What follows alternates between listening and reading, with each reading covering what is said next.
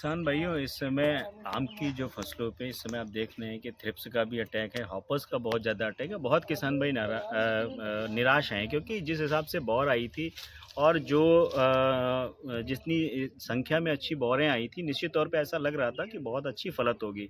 लेकिन अचानक पहले पश्चिम की हवा चल रही थी, उसके बाद अचानक फिर पूरब की हवा आई। दोनों साथ में हवाएं चलने से क्या हुआ, अचानक कि बहुत सारा कीड़े जो हैं, सडनली बहुत सारे कीड़े जो है अचानक बहुत तेज़ी से आ गए। और हम ये ऐसा देखा जाता है कि जैसे पूर्वइया हवा गर्म होती, तो पहले की गर्म की जो थपेड़ें थी, उसमें जो परागण थे, वो जो नर मादा पुष्प थे, वो डैमेज हो गए। तो जो कहते थे कि बागान इंतज़ार कर रहे थे कि थोड़ी पूर्वइया हवा चले, ठंडी हवा चले, ताकि उनके फलत ज़्यादा अच्छे लग जाए। लेकिन वो जो पश्चिमइया हवा चली, उसमें कीड़े तो नहीं आए, लेकिन कीड़े ना होने के कारण, हीट वेव्स ज़्यादा आने के कारण से बहुत सारे जो है नर मादा पुष्प जो है वो डैमेज हो गए। उसके बाद अचानक फिर पूर्वइया हवा आ जाने से बहुत सारे कीड़े भी आ गए। हालाँकि वो मौसम फलत के लिए तो अच्छा हुआ, फूल बनने की परागण की प्रक्रिया के लिए अच्छा हुआ, लेकिन उसमें कीड़ों की संख्या आ जाने से इतने ज़्यादा हॉपर अचानक आ गए कि पूरी फसल में त्राहिमाम। लोग ने तो 3-3 4-4 स्प्रे भी कर दिए बहुत ज़्यादा। तो मेरा एक सलाह केवल किसान भाइयों से है कि बिल्कुल रसायनों के चक्कर में ना पड़े। इतनी ज़्यादा रसायन न डाल दें कि कीड़ा जो है आपको रसायन के प्रति जो है एक तरह से अपनी रेजिस्टेंस डेवलप करे, प्रतिरोधक क्षमता अपनी डेवलप कर ले, कि बाद में इन दवाओं का असर ही ना हो। ऐसा देखने को आपको मिल सकता है कि कोई भी दवाई, इवन यहाँ तक कि कुछ किसानों भाई निमिडा किसी ने डाला, किसी ने थायोमेथाक्साम, किसी ने लेमडा साइलोथ्रिन डाल दिया, किसी ने ज़ाइपरमेथ्रिन डाल दिया। अब किसान हताश हो जाते हैं। तो क्या हो रहा है कि अपने मन से दुकानदार की सलाह पे दवाइयों का प्रयोग न करें। कुल मिला के एकीकृत नाशी जीव प्रबंधन की जो विधियां बताई गई, उसको जब तक किसान फॉलो नहीं करेगा, तब तक किसान के बागान ये बागान नहीं बच सकते।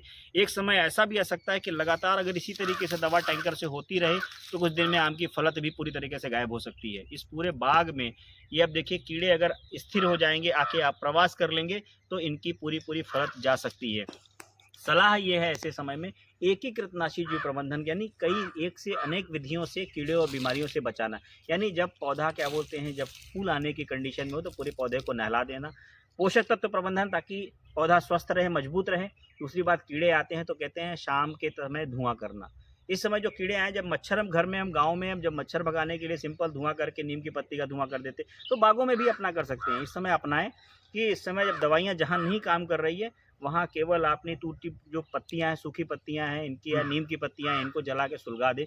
धुआं करने से अच्छे अच्छे आदमी भग जाते हैं। कीड़े मकोड़े, सो पतंगे, एक बार हमको कब करना है, 7 बजे से 9 बजे के बीच में। तो उसी समय इनके अंडा मेटिंग करने की, यानी मिलन की जो समय होता है, वही एक समय है। और उसी समय आपने डिस्टर्ब कर दिया, तो मिलन के समय में इनका मिलन ही नहीं हो पाता, तो अंडे बच्चे जो है पौधे या फसल पे या बाग में नहीं हो पाएंगे। तो ये दूसरी जगह शिफ्ट कर जाएंगे, और दूसरी जगह शिफ्ट करके यहीं हमारा जीत हो गई, यानी हम अपने आप में सुरक्षित हो गए। हमारी बाग में सुरक्षा हो जाए, यही हमको सोचना चाहिए। बाकी उनको मारना ये कोई विकल्प नहीं है। कितनों को मारेंगे आप? 1 लाख को मारेंगे, वो 1 करोड़ पैदा होकर के आ जाएंगे।